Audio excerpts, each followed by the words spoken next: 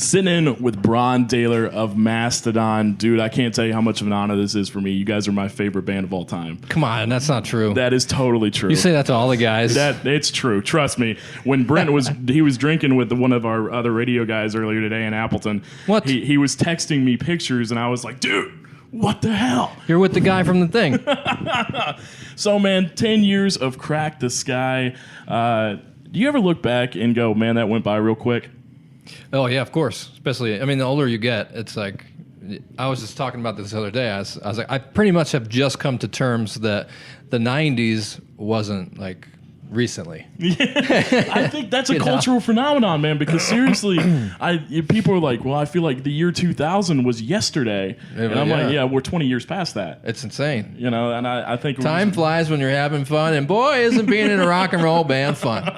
I believe that. So, yeah, I believe that. It's been a flash, and yeah, it's been pretty great. So not only is Mastodon my favorite band, Crack The Skye is my favorite record that you guys have done. And Mastodon's music has kind of guided me through some pretty tough times in my life concerning losses and death specifically.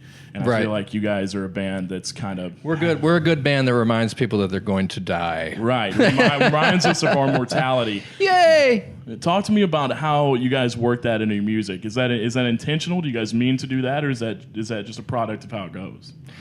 I think a little bit of both. I mean, you know, there are certain people that unfortunately we've lost along the way that we make a point to sort of honor them in our art, you know, to like immortalize them within our music project that we have going. Right. And then a lot of it is, you know, it's kind of unavoidable a lot of times when it's like something that's really fresh that's just happened and you're in there writing music, like those things that you're going through are going to be, that's what the riffs are going to be about. So that's what the lyrics need to be about too, because if you start to try to write about something else, you're just lying to yourself and lying to the people that are... And they're going to know. ...listening, you know? So we feel like, especially if it's a fresh wound, it's definitely going to kind of spill into the music and into the lyrics, you know?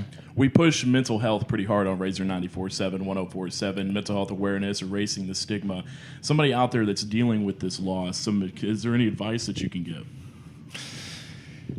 You know, I mean, music has helped all of us that are really, really into music. I think that it can be definitely like healing, and it can be super cathartic and get you through that, you know, where if you feel like you're like on the edge, you know, of potentially doing something dangerous to yourself, put your favorite song on, you know, dig out that album first and foremost, and puts you in a different sink yourself into it and just be like, you know, it's okay to feel bad feelings, you know, it's okay to be depressed, you know, but it's how you work through it, you know, and like, you know, I know just as well as anybody else that how devastating it is when someone decides to check out early, you know. Right. It's the damage that it does is insurmountable. So people do love you, and they want you to be around, and if you do, you know, that horrible thing, it's definitely gonna hurt a lot of people, and it's much better with you here. I agree. I agree. I wouldn't be doing my due diligence as not only a radio DJ but as a fan of Mastodon by asking you. The rumor mill is starting to swirl, man. Is there anything you can tell me about the new record? The rumor mill is swirling. No. I had to try, man. You know, we have a song that we wrote, and we recorded it, and